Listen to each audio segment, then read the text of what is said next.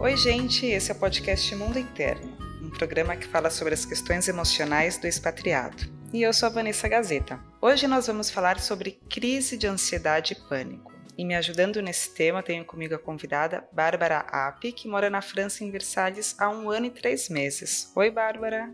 Olá, tudo bem? Tudo bem, e você? Tudo certinho. Bom, pensando um pouco o que é crise de pânico, é um episódio súbito de um medo intenso que desencadeia uma série de reações físicas, quando não tem um perigo real ou um motivo aparente para tudo isso. Os ataques de pânico são, em sua maioria, se chama pânico por isso, porque ele é tremendamente assustador. Porque ele causa uma sensação de que você está perdendo o controle, de que você pode estar tendo um ataque cardíaco. Muita gente acha que está morrendo ou que está tendo algo muito sério que pode levar à morte. E pode acontecer uma vez na sua vida e nunca mais acontecer isso de novo, ou acontecer 1 ou 2 vezes, e isso não é uma síndrome.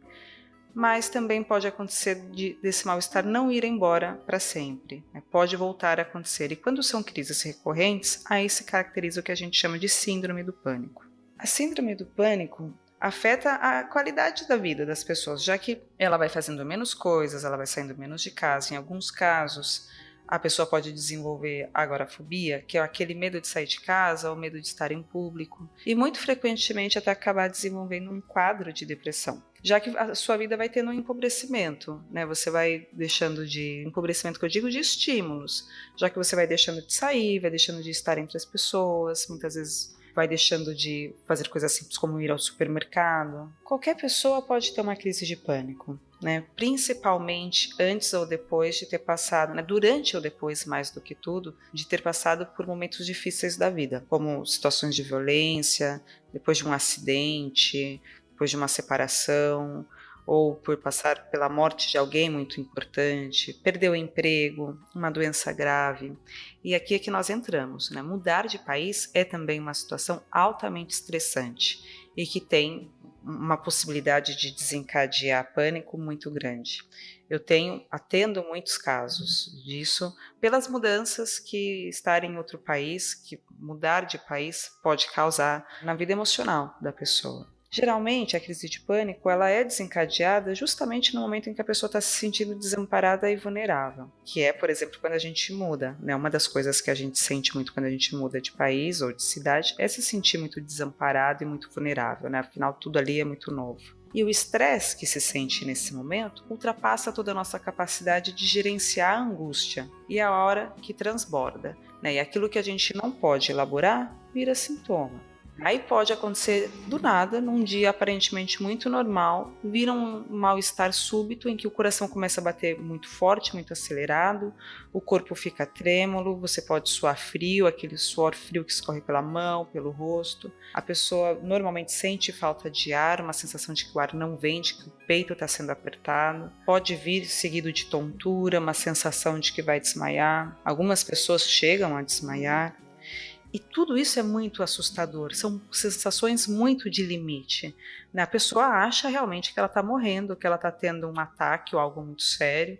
Inclusive, muitas pessoas vão parar no pronto-socorro porque é algo tão físico que ela não imagina que isso tenha uma questão emocional por trás e só fica sabendo lá, quando faz os exames e vê que tem toda uma questão psicológica. E bom, a crise passa, porque essas crises são curtas, elas duram entre alguns minutos e no máximo meia hora, normalmente não passa disso, né? Só que fica o medo de viver uma nova crise. E aí é que vai novamente acontecendo outro perigo, que é o da pessoa, né, como citei agora há pouco, ir limitando a sua vida, porque faz associações erradas, né? Então, se você passou mal num dia que você estava dentro do metrô, possivelmente você vai associar que estar dentro do metrô foi um desencadeador daquela crise. E aí você vai evitar andar de metrô, né? Você vai começar a ir de ônibus e vai demorar o dobro para chegar no trabalho. E um dia, se acontecer algo dentro do ônibus, você vai começar a ir a pé.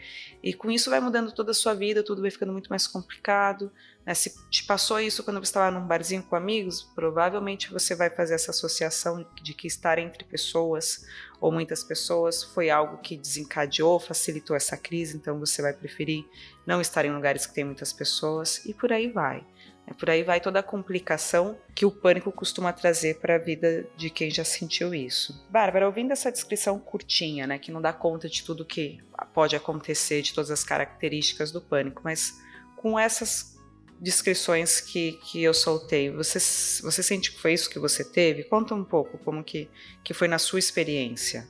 Então, na verdade, eu no começo, por não entender muito bem até sobre a crise do pânico em si, mas já, lógico, já conhecia o termo, já li sobre o termo e tal. No final, no meu entendimento, eu tive crises de ansiedade mesmo. Na minha cabeça, eu me sentia em pânico. Sabe? É aquela coisa de dentro, aquele medo absurdo, mas assim, a ansiedade eu descobri que não era uma síndrome, uma crise de pânico, e sim uma ansiedade, conversando com amigos que são psicólogos, mas não assim fazendo uma consulta com eles, só conversando assim num bate-papo normal. Entendi, não era nada tão específico, porque existem os transtornos de ansiedade, que tem 4 tipos. Um deles é o pânico, o outro deles é a agorafobia. E aí dentro dos transtornos de ansiedade tem a crise de pânico. Talvez seja isso que você está falando. Talvez seja isso. Eu tive um episódio com meu marido aqui na França, logo que nós chegamos, estava tendo os jogos da Eurocopa. E lá na Torre Eiffel estava montado um telão, uma fanfest, assim, uma zona de torcedores, né? Quem não vai no estádio, quem não ia no estádio torcer, poderia ficar ali curtindo os jogos, assistindo nos telões e tal. Nós fomos 2 vezes. Muito legal, muito bacana, aquela gentarada do mundo inteiro ali. Só que no segundo episódio, teve uma briga de torcedores. Nós estávamos meio assim, que no meio da multidão. Não estávamos pelas beiradas, estávamos no meio. E eu comecei a ver que as pessoas corriam no sentido contrário, ou no sentido da saída, estavam correndo na lateral. Eu pensei comigo, ixi, deu briga, né? Deu briga e vai dar problema isso daí. De repente, aquele gramado inteiro, ele se virou contra a gente, assim. Foi aquele mundo, veio uma avalanche de gente correndo. E na minha frente tinha criança no pescoço do pai, carrinho de bebê.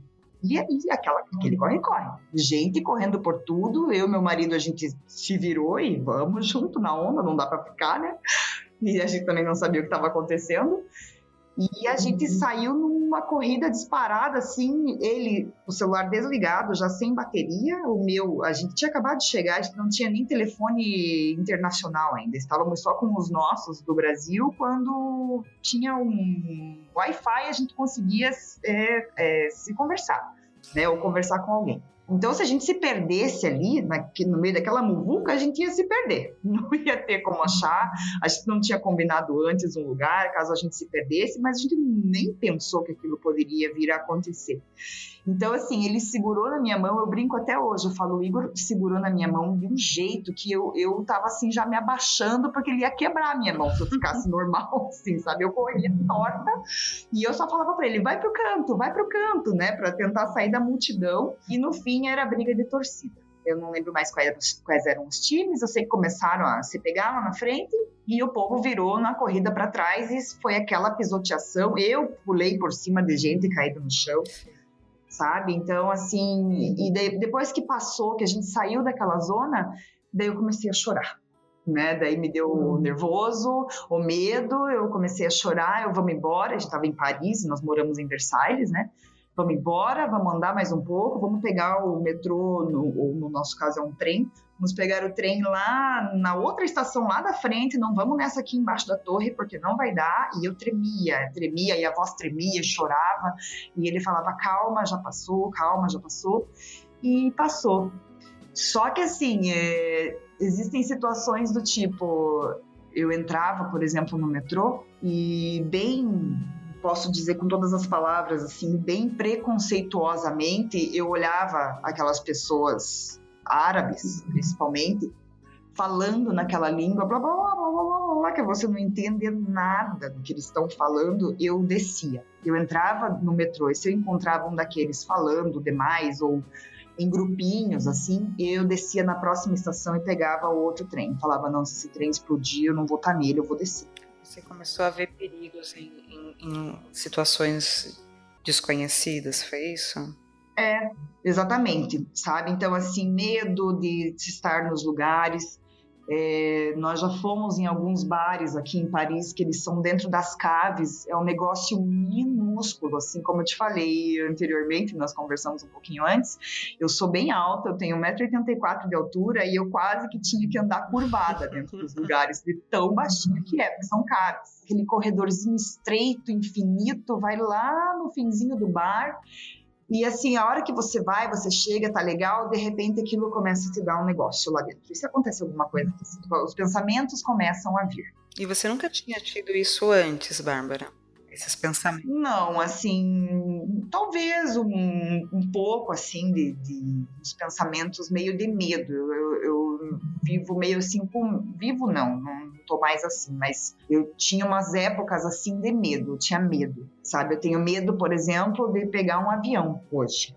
Antes eu adorava viajar de avião, eu adorava. Eu achei que foi aqui que foi, assim, uma questão mesmo da mudança de vida. Foi uma mudança, para mim, foi bem drástico, assim. Eu trabalhava, né, eu sou professora de educação física e eu tinha meu estúdio de pilates, eu trabalhava com pilates, eu tinha meu estúdio e trabalhava também em algumas academias e eu tinha minha vida, eu era autônoma. Então, assim, a minha vida era trabalhar. Se não trabalha, não tem dinheiro, né? Sim. E, de repente, eu saí de um status, assim, de trabalhar 10, 12 horas por dia para ficar em casa. Cheguei aqui na França, eu não falava francês, eu fiz uns meses antes de vir, mas, assim, só para chegar aqui e poder falar bom dia, boa tarde, boa noite e comprar um pão na padaria e me virar, assim, o básico do básico. Entendi. Né? E uns 3 meses depois que nós chegamos aqui, eu comecei a fazer o curso de francês e daí eu já conseguia me comunicar melhor depois com as pessoas. E isso aconteceu, você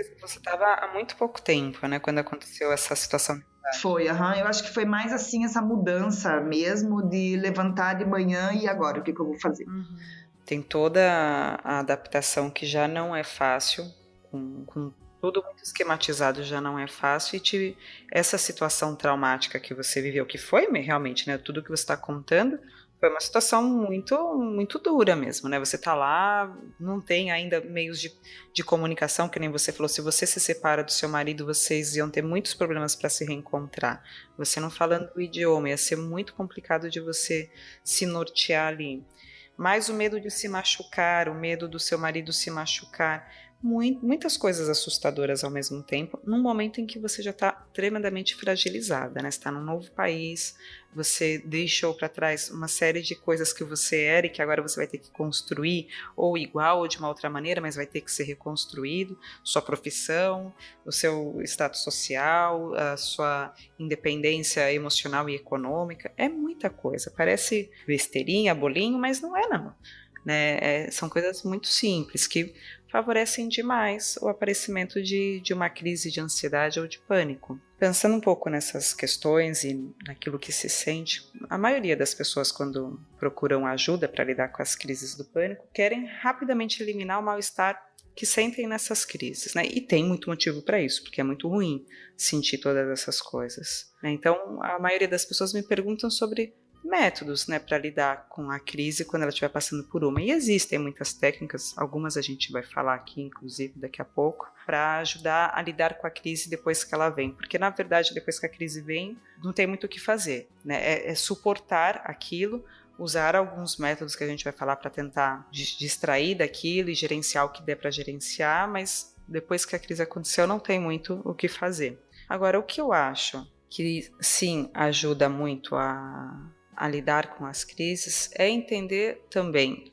além do que é a crise do pânico, né, que todo esse descontrole biológico e emocional, entender também que existem razões mais profundas que podem ser melhor exploradas e que vão ajudar muito a lidar com as questões pessoais que às vezes não parece que estão vinculadas com aquela crise, mas que podem ajudar muito a que essas crises não voltem, né? E entender de onde vem esse desespero, esse sentimento tão forte de desespero. Há uma relação importante entre, não é todo mundo, né? Acho importante dizer que existem muitos fatores que estão ligados à crise do pânico, né? Tem a questão genética, né? Tem a hereditariedade, tem a questão biológica, tem a questão social, tem a questão psicológica e tem toda essa questão do meio. Tem uma relação importante entre crises de pânico e a ansiedade despertada nos primeiros anos da infância, né, que são os traços emocionais de vivências que ninguém conscientemente se recorda, mas que estão ligados aos primeiros vínculos que a gente teve na vida, né, as primeiras experiências que a gente teve como ser humano, e que por algum motivo não foram suficientes para que a gente se sentisse seguro e amparado. É muito comum que pessoas com síndrome do pânico, que você está dizendo que você analisa mais como uma crise isolada de ansiedade. Mas pensando um pouco na síndrome do pânico, que é quando essas crises são seguidas, existe uma relação onde é muito comum que pessoas com síndrome do pânico não tenham podido construir uma referência interna de segurança e de estabilidade emocional que a gente constrói na fase em que a gente está totalmente à mercê do cuidado de um adulto, que é quando a gente é muito pequenininho. Né, quando a gente está à mercê desse cuidado e do amparo que só um adulto pode proporcionar. E quando isso não vem da maneira que a gente precisa, nós tendemos a internalizar de que o outro, o mundo e o meio são ameaçadores. Só que é algo que fica ali, é um risco na nossa inconsciência que fica ali, a gente não tem acesso a essa informação, é algo que a gente viveu, mais do que pensamos, é algo que a gente sentiu, e que fica ali. E em momentos críticos da nossa vida, esses medos profundos de desconexão, de desamparo, de que algo muito ruim está prestes a acontecer, desperta uma crise de pânico. Se a gente pensar um pouco, essas sensações que a crise do pânico desperta é muito parecido com o que a gente imagina que um bebê sente quando ele se vê sozinho, quando ele vive um sentimento de estar exposto, estar desprotegido, correndo um risco iminente de ser aniquilado, né? Ou seja, de morrer. Então, por isso que se associa muito a isso e pouco se traz essa questão dessa vivência tão anterior. Normalmente se combate muito os sintomas. Além da falta de confiança no outro, já que o outro pisou na bola já logo no começo da nossa vida, quando se tem essa vivência que a gente não consegue recordar, mas que pode ter acontecido, muitas vezes a gente também desenvolve uma falta de confiança no nosso próprio corpo e na nossa própria mente. É como se a gente não tivesse 100% de conexão com o nosso corpo. Então, muitas vezes a pessoa entende reações físicas que ela está tendo como o começo de uma crise, mas não é. Por exemplo, pegando uma coisa que aconteceu, uma paciente que sofria de síndrome do pânico e que aquela aceleração do coração, ela já entendia como o começo de uma nova crise. Só que um dia ela estava num show, né, de um cantor que ela gostava muito. E quando ele estava prestes a subir no palco, o coração dela acelerou. E ela ficou apavorada, pensando, né, crente que seria o começo de uma nova crise. Mas era só alegria, né, era uma felicidade extrema. Ela estava muito excitada internamente porque o cantor dela ia entrar no palco. E quase desencadeou uma crise, porque você fica super vigilante com o que seu corpo está sentindo, por estar contente. Porque começa a haver uma desconexão sobre o que você está sentindo. Você já não confia tanto no que você está sentindo. Você começa a desconfiar e achar que tudo vai virar uma crise. É por isso que é uma das coisas a fazer para lidar com as crises do pânico é começar a entender melhor certas sensações que aconteceram numa crise, mas que são naturais da vida. A pessoa faz constantemente interpretações equivocadas e catastróficas, porque o pânico traz essa sensação de catástrofe, de sensações corporais. Você sentiu, você acha que isso já aconteceu com você? De você sentir coisas que depois que passou, você falou, não, isso não era uma crise, isso era realmente outro sentimento. Na verdade, quando a sensação ruim me vem, o que eu sinto é falta de ar, me dá aquela agonia no peito que se chama, assim, bem no peito aqui, me dá aquele aperto, uma falta de ar, assim, que parece que você respira e o ar não vem, você inspira, né, e não consegue puxar o ar, mas eu te digo, assim, posso te dizer com toda certeza que eu só sinto isso nos momentos mesmo que quando eu vejo que eu tô meio fora do controle da situação, assim, nunca aconteceu como um caso dela, de estar num lugar legal, onde eu gostaria de estar e sentir alguma coisa assim. Eu só sinto assim, por exemplo, né, como eu falei anteriormente do avião, quando eu tô ali na fila de espera pro embarque e tal, aquilo começa. E vem o mal-estar, e ai meu Deus do céu, não tenho o que fazer, não tem como voltar para trás, eu tenho que entrar mesmo, eu vou ter que voar. E daí ali eu começo, mas isso eu comecei a fazer sozinha, de eu mesma fazer respirações assim para me acalmar, sabe? Da mesma forma que aquilo vem como uma ansiedade imensa, assim, aquele aperto no peito, eu respiro, eu tento inspirar forte e expirar bem, assim, e fazer uma respiração para tentar relaxar. Teve uma vez, em março desse ano, que nós viajamos num grupo de amigos e eu achei que eu ia desmaiar dentro do avião. Me deu um negócio assim, mas o avião já tinha decolado, eu já estava lá, mas eu passei a viagem inteira mal, assim, eu falava pro meu marido, eu vou desmaiar, vai ser agora, eu vou desmaiar, vai ser agora. E não desmaiei. E eu tentei me controlar, assim, sabe? E agora faz um mês nós viajamos de novo de avião e já foi melhor. Ah, que bom. Então, assim, eu vi que não foi tão terrível, sabe? Essa segunda viagem que eu fiz aqui. Eu me controlei bem e tudo mais e tal, e foi tudo bem. Mas tem coisas que eu não faço, assim, não vou fazer, não quero fazer. Eu acho que um pouco me atrapalha, mas ao mesmo tempo, assim, vou dar um exemplo de novo. A Torre Eiffel, né? Eu moro do lado de Paris. Eu nunca subi na Torre Eiffel e eu não vou. Eu não tenho vontade. Sabe? Meus amigos falam, não tem vontade não, você tem medo. Eu falei, tenho medo também, mas eu assim, ela tem 3 patamares, né, de subida, então assim, até o primeiro e o segundo eu acho que eu encaro, agora o terceiro lá na pontinha, não preciso ir até lá. Então, acho que aí tudo bem, né? Você sabe que você tem medo de altura e que isso vai desencadear uma sensação que não é boa, você não vai estar curtindo, você vai estar sentindo um desprazer. Acho que preocupante é quando você começa a deixar de fazer coisas que essas sim são importantes ou que podem tirar um prazer muito importante da sua vida, né? Como encontrar com seus amigos, por exemplo. Com certeza, concordo com você. Eu já penso assim que se eu tivesse, por exemplo, nessa viagem que eu fiz agora, se eu tivesse passado mal mesmo, eu teria ido daí procurar ajuda. Acho que a gente não pode assim também passar por tantas, ficar passando e repassando, porque comigo aconteceu 2 vezes só no caso do avião. Porque eu viajei em março e viajei agora em julho. Então foi a segunda vez que me deu aquele negocinho, falei, não, eu preciso de um psicólogo, porque ainda falei para mim mesmo, falei, daqui a 2 meses eu vou para o Brasil, e daí a viagem é mais longa. Então eu preciso conseguir entrar nesse avião sempre para mim. Entendi. Já caminhando mais para o final do programa, mas pensando na questão mais terapêutica, né, tem todas essas questões de ordem prática, de respirar, de se distrair, de direcionar o pensamento, mas também tem toda uma questão que eu acho muito importante, sim. Né? De novo dizendo, não estou convencendo ninguém a fazer terapia, e não faço isso nos programas, mas essa questão da síndrome do pânico, eu acho que é uma questão que leva a pessoa deveria levar a pessoa a buscar ajuda, porque é muito sofrido passar por isso sozinho, e é muito difícil sair disso sozinho.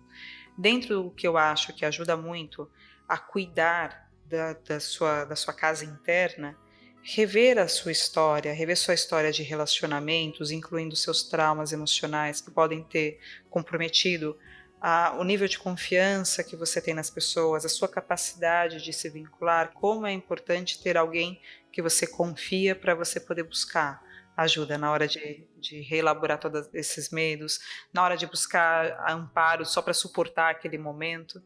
Então, acho que também é um momento para rever a sua vida emocional e ir elaborando, né? Se tem dificuldade de se relacionar, por quê? O que pode fazer para isso melhorar? O que você pode fazer para criar uma rede de pessoas confiáveis e disponíveis para contar numa hora de uma possível crise? Os melhores resultados para esse tipo de tratamento, eles geralmente são conseguidos num tratamento que contemple uma série de objetivos, né? Como compreender o processo do pânico, o que é o pânico, entender a sua capacidade de se acalmar e desenvolver a sua capacidade de se acalmar, de gerenciar o seu próprio estresse, a sua angústia, aumentar a sua tolerância a essas sensações ruins que você estava me contando, que nem você tem feito, inclusive, de quando você está nervosa, conseguir aumentar a sua tolerância a todo esse desconforto, se observar de fora, né? Quando você consegue se observar de fora, você consegue também buscar coisas, né? Ter um insight de coisas que você pode fazer para se acalmar e desenvolver sua capacidade de se vincular com pessoas em que você confie. Elaborar todos esses processos de vida, acho que faz com que você possa lidar muito melhor, não só com o pânico, quanto com muitas outras coisas difíceis que faz parte da vida de todo mundo. Eu lembro que uma amiga, acho que falou assim para mim, a hora que vier um pensamento ruim na tua cabeça, fale, chispa, sai pensamento ruim. E às vezes eu me pego fazendo isso, sabe? Eu me lembro dela e falo, sai daquele pensamento ruim, vai pra lá que eu tenho mais o que fazer. E é isso, sabe? Então, você tem que perceber isso. Eu acho que tudo vai melhor quando a gente percebe, né? A gente se conhece, percebe o que... ou começa a se conhecer, né? Também não me conheço totalmente, mas algumas coisas que eu já sei que dá, o que não dá para mim, eu já me conheço. Nessa parte todo mundo sabe mensurar, talvez.